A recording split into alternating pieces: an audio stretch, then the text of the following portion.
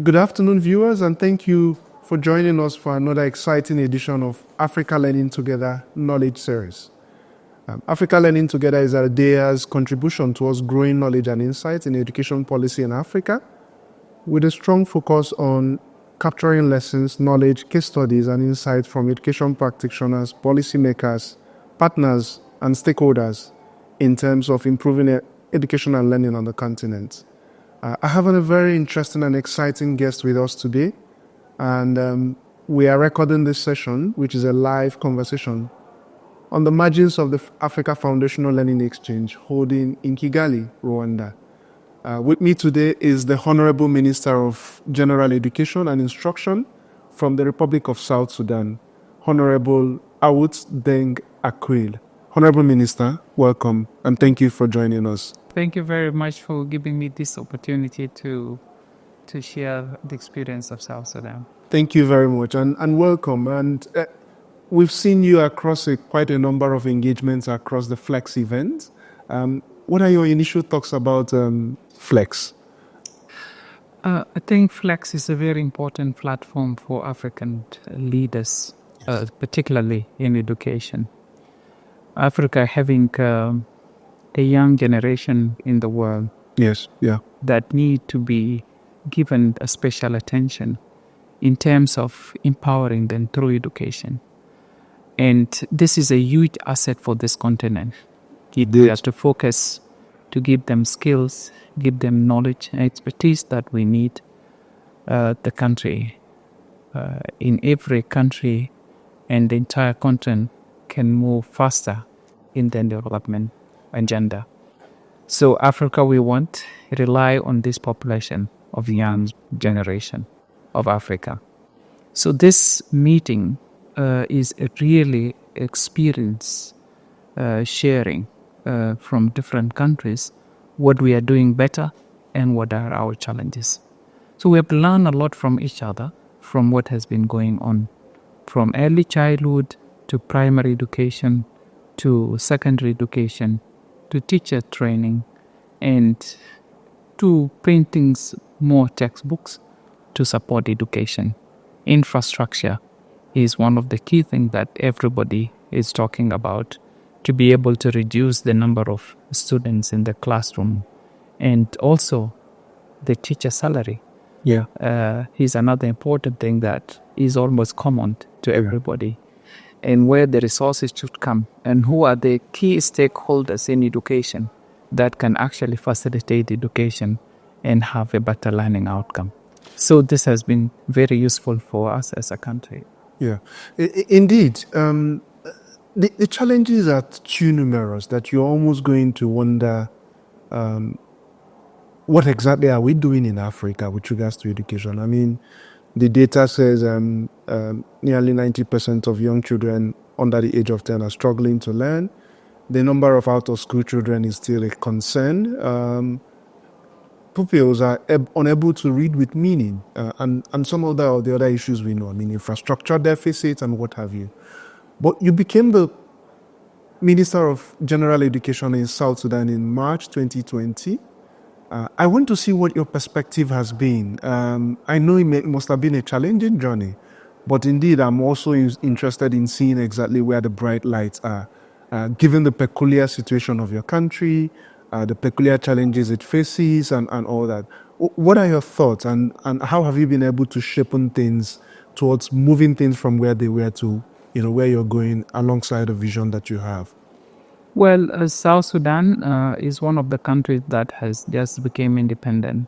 And before we became independent, we lost 2 generations that has never gone to school. And we feel that we have finished the first war, which was a war of liberation. But the second phase of our war today is to fight illiteracy in our country. In that it's important that we look at where we came from and where we want to go.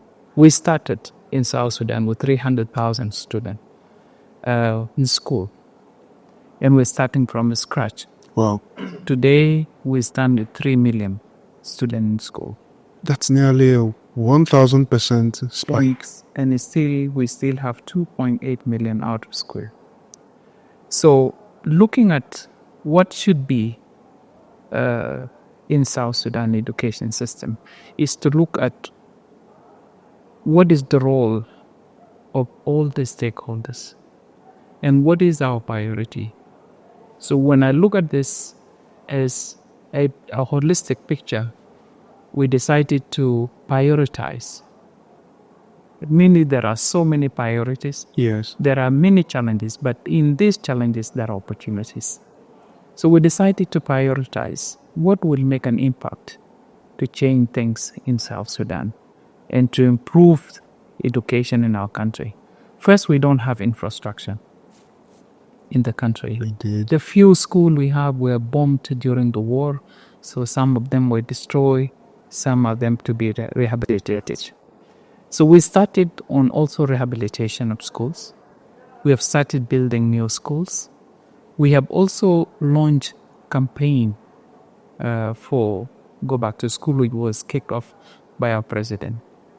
And we came to where we are because in February last year, our president launched free and compulsory education from pre-primary to secondary education to allow the 2.8 million children to go to school, where the majority are girls and in the rural areas. So that has been one of the key priorities in how to get the children who are out of school to school. The second point is that we do not have teachers. Indeed. Yeah.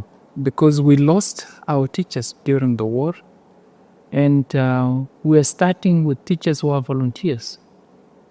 And what we looked at was what can bring those few teachers who are qualified back to the classroom.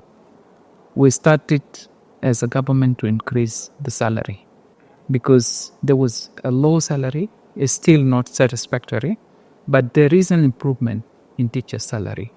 It's gradually, every year we are improving the teacher salary so that those who have left the teaching profession can come back. We have also embarked right now on the National Teachers Assessment credentials. And this, we engage the university. Yes. Because this is a professional area. We did not want to be politicized. We wanted it to get the right person in the right place, because we are preparing a generation that will be leaders tomorrow. So the university is in the process now of also, making a test to the teachers, and those who will succeed, we will embark in training, and those who will not succeed, we will also take them back to the pre-service training systems where they can, capacitate themselves and come back to the teaching profession, because we don't have teachers. Yeah. So we have prioritized teacher, and we have put teacher in the center of our reform, that if we get qualified teachers, we get the right teachers, then we are leading to quality education that will be delivered to our children. This is key. So teacher has become the center of our focus right now. Yeah. The second thing is to improve infrastructure. We have teacher colleges that were destroyed during the war. Now we are rehabilitating them across the country, which will help in pre-service training, but also in-service training. This is linked to their performance. When the teachers are assessed, we will know where the weakness is and where they need the help. Like we have shortage of mathematics and English teachers that are supposed to teach.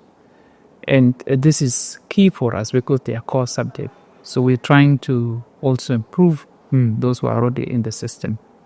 The sciences teachers also. The other things we are looking at, again, on the teachers is female teachers, which form a very small percentage of 13% in the education system. But we need more female teachers to be able to help in education. So this is one of the key areas and a priority. Yeah. The second thing we have taken on is girl education. We have 54% projection of our population are women. Wow. This is a huge workforce that can develop South Sudan. So our focus has been, what should we do to remove the obstacles that are hindering girl education? So my office, I don't stay in Juba. I have moved conferences away from Juba to the village, That's interesting. to the states, where we have the chief, we have the women, we have the youth, we have the teachers, we have the students, we have members of parliament, we have civil society, we have our partners, we have government official, the governor of the states. We sit as a family and say, after we have done our assessment, we say, this is the status of your education in your state. What should we do to improve? Indeed. And this has yielded very good fruits, because we wanted an accurate data. How many schools do you have? Mm-hmm. How many teachers do you have? How many students do you have?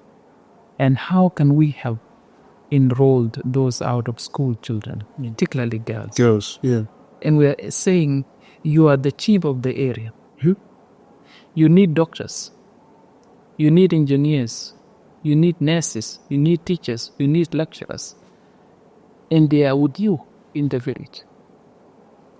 How can you, as a leader, help your community to bring on board everybody? Yes. Give them the skills that they need. The skills. Yeah. So that tomorrow you don't live in the same environment. You transform the area completely. And you will get the services you need it through these children. And we have a target. Every chief must know what is a school age in his area, I see. and that they have to enroll them to school. So when we are going to meet next, we are not going to ask, the same question. We will say, where are you right now with enrollment? And that we also decided to ask our leaders who are influential. Some were vice presidents who have led the country, but live in the community, to be championing that. That's beautiful. So one of our champions has already built the school. Indeed. Yeah. He said, it is not worth it to be talking. It is by action. It's action that people will see. So we start building the school, a community school, so that the girls can go to school. So when he did one, the boys came and said, what about us? So he built another one, and we are supporting him, giving books, buying what is missing in the village, and mobilizing the community to be a part and parcel of that. So he has started that, and on onset he registered 160 girls who were out school in that village. Yeah. And the number has increased. So we are saying we have to move on.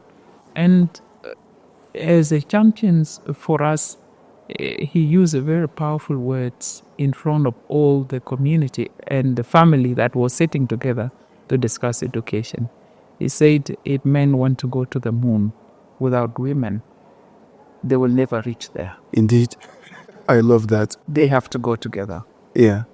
One of our, also a very good and influential leader, who is also a writer, also said a message. And this message we are communicating in our own mother tongue. Is saying a house, a family that is one. When you take one child to school and leave the other one, is a divided family. I agree. And the power balance will never be the same. I agree. So don't divide the family. Treat your family as they are. Boys and girls, give every opportunity to every child. And he said, I felt when my father took me to school and left my sister, after today, I feel that is a divided family. So we don't need a divided family in South Sudan, but we need a family that is united. In addressing one common good for everybody, which is education, empowering girls and boys together. Yeah. So that's the other things we have done. And this actually in some cultures where they said, oh, the girls is not supposed to go to school. We don't want to force. We came to negotiate. We said, okay, tell us what are the issues. And we asked the communities to be the one telling us what are the issues. Yeah. Yeah. The community leaders are grouped together in their own locations with different women group, youth group, and then the parents, the leaders, and they ask themselves, why are we not sending our children to school? And they say, we have 1, 2, 3, 4. And then they say, but how do we resolve them? They come up with their own solutions. Those solutions become our commitment. I see. We will say, okay, you as a community, this is what you said. Can you sign that commitment? They will sign that commitment. I will say, I will pay the teachers, I will recruit the teachers, I will build the schools, and I sign that commitment. Our partners will also sign their commitment. And the members of parliament who fight for the budget will also sign their commitment. So the approach is a family of education. It is not just left to the government. It is our collective responsibility that can yield better fruits. This is how we are addressing the girl education. The other one we have done, whether a girl is pregnant, whether she's lactating, she's free to go back to school. Yeah. We have stopped saying if you are pregnant, don't go to class. No, they must go to class. They must attend classes. Some deliver during examination. We take them to the hospital with their examination paper, and they will sit and they will succeed. So that is another area. And our president has been campaigning for that, girl education. They said if you want women to participate in decision making, they must go to school. Yeah. So this is an area we have also made focus. The other area we took seriously was to campaign for increment of education budget. Okay. Yeah. The increment of salaries of the teachers, so that teachers are able to help in education without worrying about their families, because everybody has a family and has to look after their families. So we have been gradually trying to improve on teacher salaries, and that has been done. And for the first time in the history, we have what they call Education Week in South Sudan. Yeah. And that brought all the governors in the 10 state and 3 administrative area, because we have a decentralized system. Yes. And the ministers of education and other ministers which are concerned together. And the president will share the meeting with the vice president, which is in charge of service cluster. For 2 to 3 days, a whole week, we'll be talking about education. This is now done twice since I came in. Yeah. And that has made a huge impact, because every governor is campaigning for children to go to school. And they're saying, we need qualified teachers. Yeah. We need good managers to manage education. Yeah. That at that level, in terms of advocacy, it's not the ministry now talking about the people education. are owning. It is everybody. Yeah. who's The talking people about are owning their ambitions to learn, and yeah. And going to the field has been one of the rewarding that I can say, that I am making my meetings under trees. Yeah, I want to bring that out, because it looks like what we try to advocate for at ADEA, which is basically aligning the systems level, policy level conversations with ongoings in the classroom. And I see a lot of examples in what you've already shared. I mean, conversations are no longer happening in Juba, so that it doesn't look like we sit in the classroom and make policies, exploding those in the field. Can you shed a little bit more light about how you are making that alignment happen and the sort of discomfort you may have created for some of your staff in the ministry, but as well as partners and all those things. Tell us how you came about that idea, and I'm happy to dig in a little bit as an insight that other countries can actually pick from. The beauty of this, there was no resistance. Really? The beauty of it. Yeah. Because when we sat down, first we mapped out where are the issues about education. And in that exercise, we involved the states, the counties, which is local government, and then we involved the national government together. Yes. And when we identify the challenges that are facing education in your states, the entire ministry, we actually close it down, and every department must be on board. And what we are trying to say is to say, if we are to reform education, the issues of transparency are very important. The issues of accountability are very important. When you are a director for basic and secondary education, Yes. do you sit in the office and wait for a report? You have to No. go to the field. There are places where my director did not go. And I said, no, then don't plan. Don't plan at all. Because if you don't know what you are planning for, then don't plan. And this has helped us. It's when they go, they become the first advocates Yes. for where the resources should be put.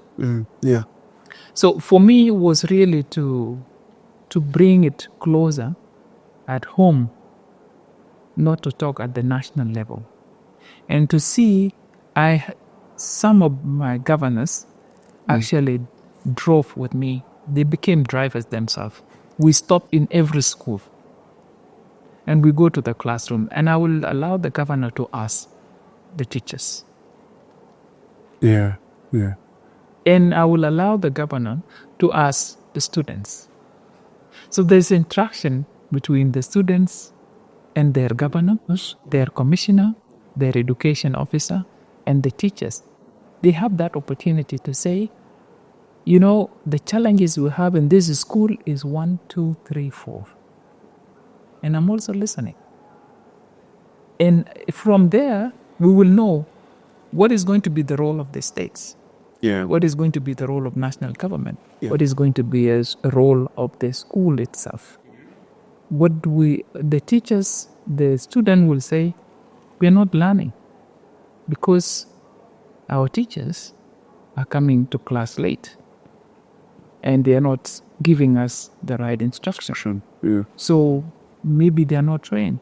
The teachers will say, we have not been trained. So these conversations at that stage, it has helped me a lot. I travel from 8 o'clock to 8 o'clock in the evening. Yeah. Touring the school, going from one school to another school, talking to students, talking to teachers, talking to head teachers, talking to education managers. This is know what is going on. Yeah. I don't believe in reports. Yeah. I believe in seeing, and I believe in what people are doing. Yeah.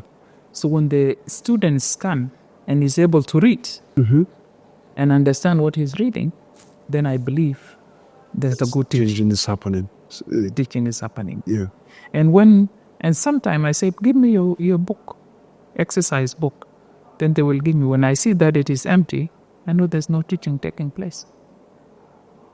So where are your teachers? And it makes those whom I am visiting nervous.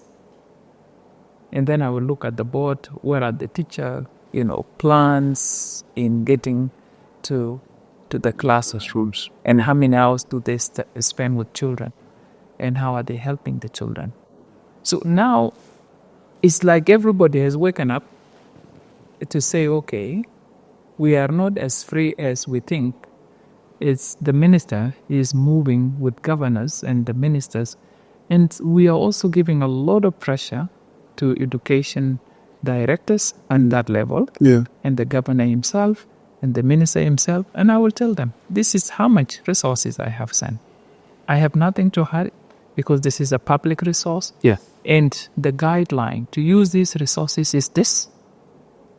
And I want to know if you're giving me wrong information about school, then you will not be given services. If you're giving me wrong information about teachers, then you will not get the right services. Be honest and give us what you have so that we can assist. Let me focus a little bit on how the country is helping its young people or its children learn. I mean, the whole idea behind Flex has been on foundational learning, which is looking at the age between 6 and 10 years old. But then if you expand it a little bit, you also look at early child education. What are the programs or what are the initiatives that may have been giving you some good vibes or ideas in terms of output? And I know that there's a lot of development partners who are also collaborating with government in terms of driving these initiatives. It would be good to get some interesting insights into what you think is working on that level, so that we can also get to understand to see how we can reverse learning poverty, which is basically getting more children under 10 years to read with meaning, solve simple mathematical operations, but also in practice grow some of their socio-emotional skills in the process. Would you be able to provide some ideas or thoughts in that direction? And then after that, we can then look at how you are being creative with resources. I've had 1 or 2 ideas. We can look at those things and then wrap up our conversation. Okay. At the foundation learning, it is not something new in South Sudan. Before it existed, before the war. And the way we learned, we started when we are 3 years old or 2 years old. Yeah. And we do not look at the, materials up there. Yeah. We use our local material. I started my mathematics with the sticks. Creative learning materials in source challenged areas. The teacher is giving me the sticks, and using that to do mathematical operations, addition, subtraction, and things like that. Subtractions, and writing on the ground what I understood in that what would be if you take this or you add this if you do this. Yeah. So we learn with those traditional methods here. And I think I became very interested in mathematics. I see. Because of that. Yeah. And the foundational learning in our country, all the legal framework are in place. But there's 1 or 2 things missing. One is the teachers who are well trained, because our constitution say that from 3 to primary 3, yes, there must be mother tongue. Mother tongue, yes, in terms of a language of instruction. Language of instructions. You will only get English when you go to class 4. Yeah. With that, we have not developed the material needed and the teachers which are needed to be trained. We have 54 languages. That's a But lot. the good news is one of the states in our country which has used catechets from the Catholic Church, and they created what they called a school village. And what is a school village? They collect our local material. They make benches from the wood. At 6, they sit with the children around the fire. Yeah. And when they sit around the fire, they're actually teaching the children how to read and learn their own language so that they can read the Bible with their own mother tongue. I see. Yeah. And that every village you go, you will get that classroom. Mm. There's no infrastructure. They just sit, they light the fire, and the catechists sit now and teach them. This is one of the most interesting things I have seen in my country, that this is a model that we can apply to start with in the country, that there is available resources that we can tap in.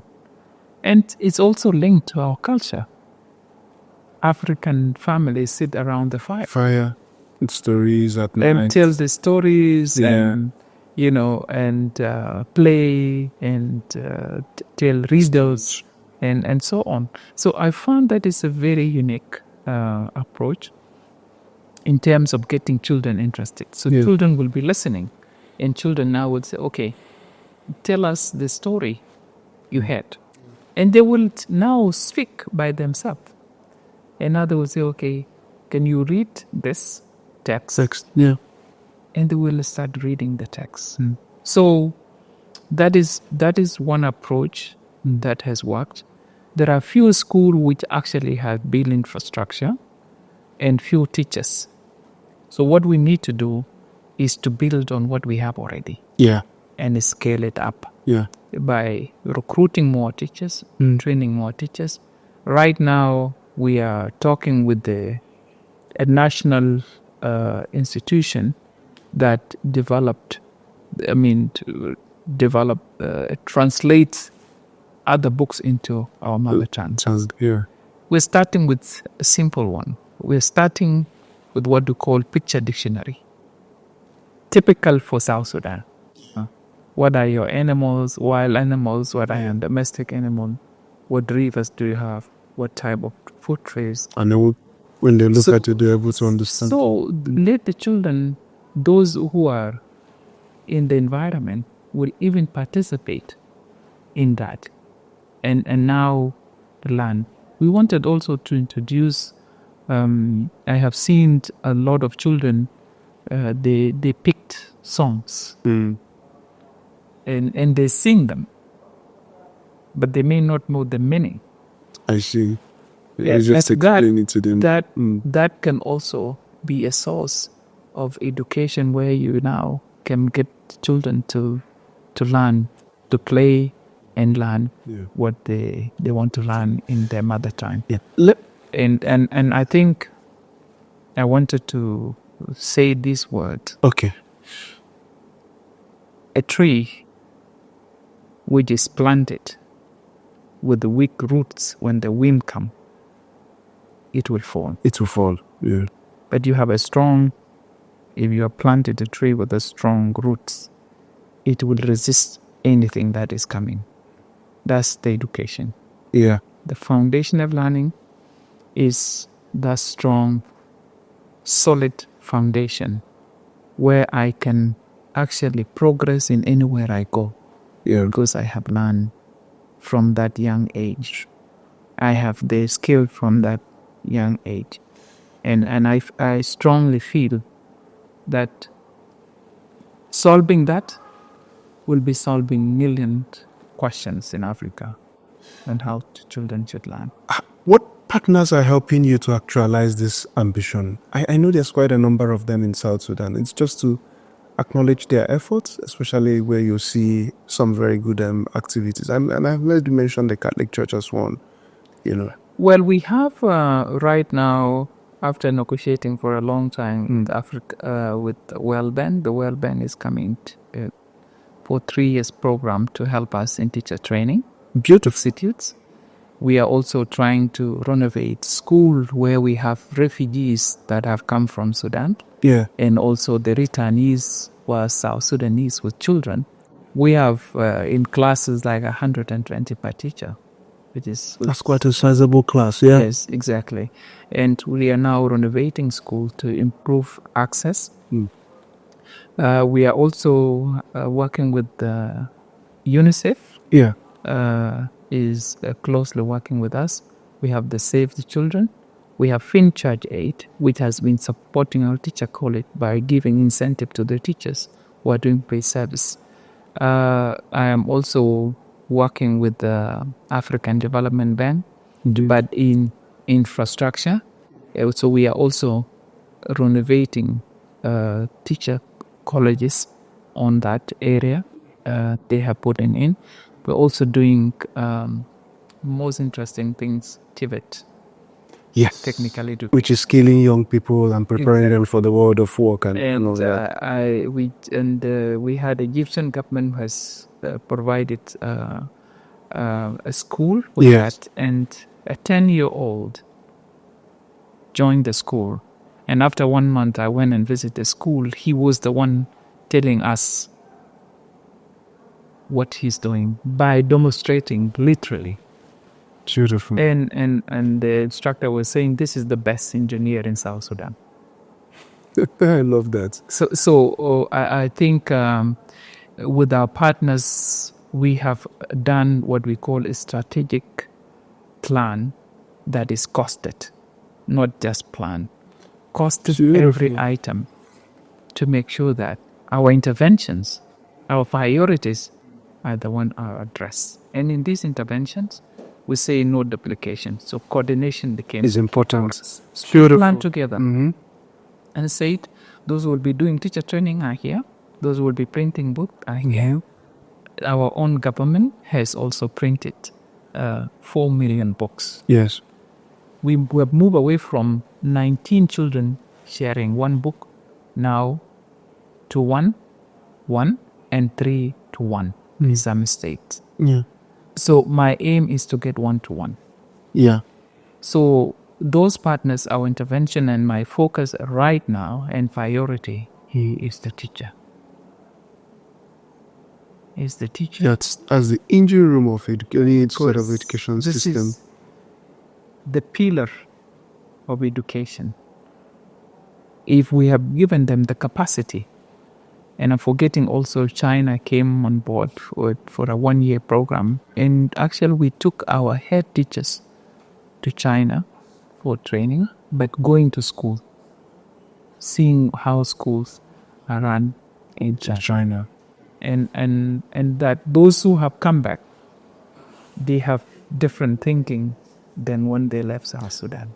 And that's so we want to get to more practicals than just talking. Yeah, and that's a new way to basically envision what growth, and thoughts could look like. And on that level, let me ask you for some of your closing thoughts. And I've heard amazing things.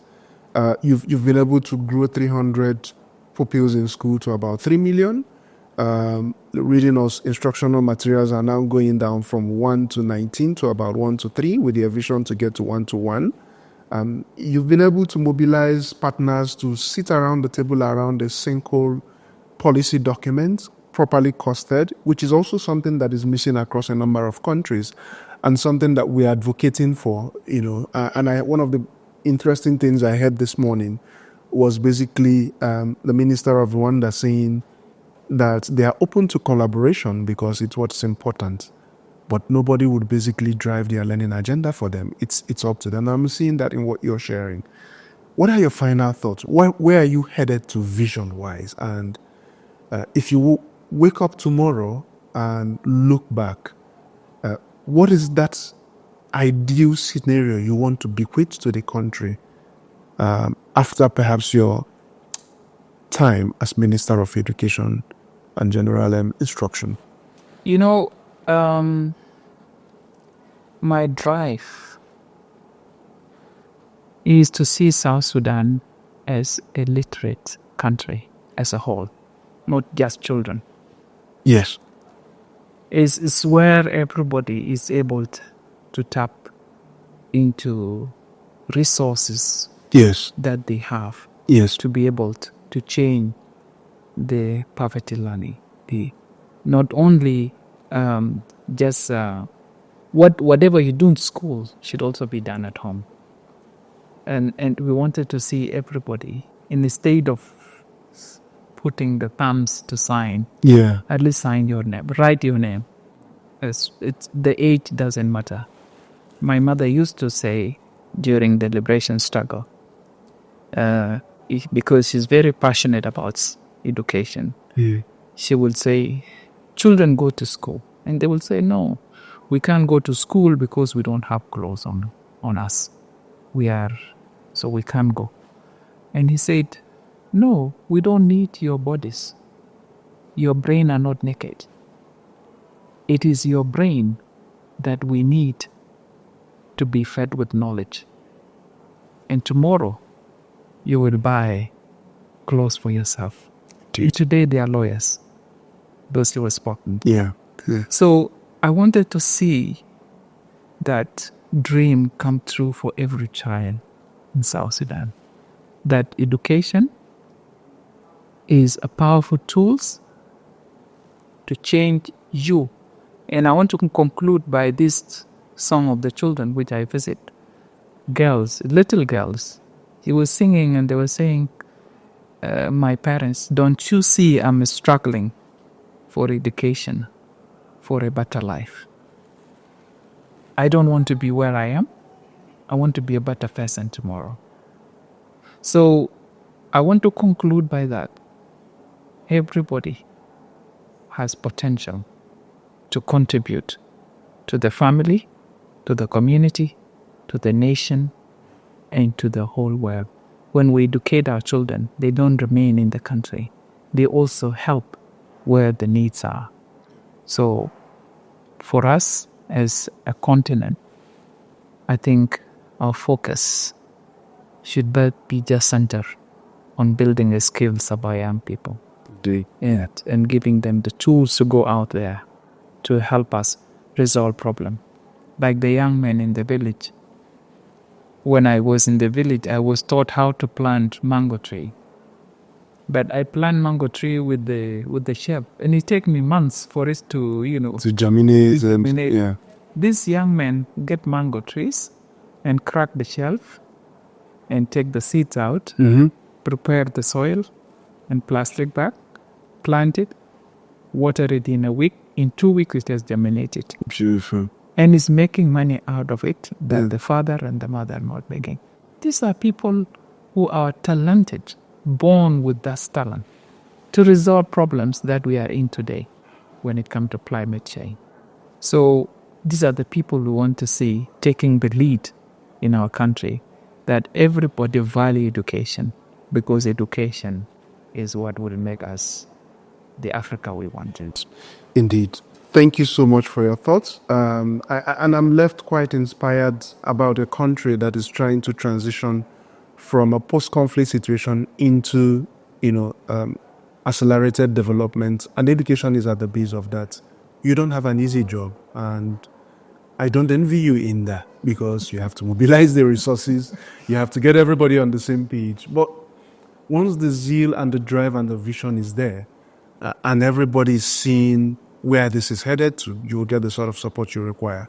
At ADEA, our role is to continue to provide you with those policy opportunities, point to you where we see results, and then you can review and evaluate and adopt, contextualize what you think is working. On that note, I want to really thank you for spending some of your time with us. I know that you'll be quite in very huge demand for meetings and engagements, but you found some time to share some of your thoughts with us. Hopefully, when we come back for Flex in Malawi next year, South Sudan would have one of the case studies of what we'll be sharing. So on that note, I wish you all the best, and would also put ourselves at your service whenever you require us. Viewers, thank you so much for staying with us. I have been in conversation with Honorable Akut Der Awut, the Honorable Minister of Education, or General Education and Instruction in South Sudan. Thank you for listening to us, and would ask you to keep focus on our channels just to get to learn more lessons, insights, and outcomes from other educational programs that we are focusing on. On that note, thank you and have a wonderful day.